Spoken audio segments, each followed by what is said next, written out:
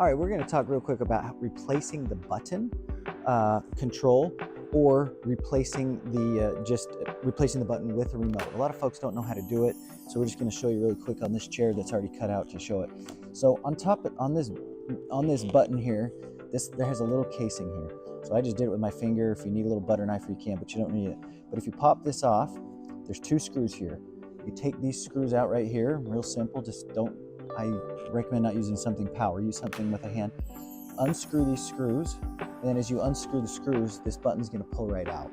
And then I'm going to show you what this looks like from the inside. So as you open the inside here, so when you open or flip the chair over here, we need to be able to get access to the inside of that button. So if you open this up inside here, you'll see the cords that go to that button. So the button's on this outside of the chair right here.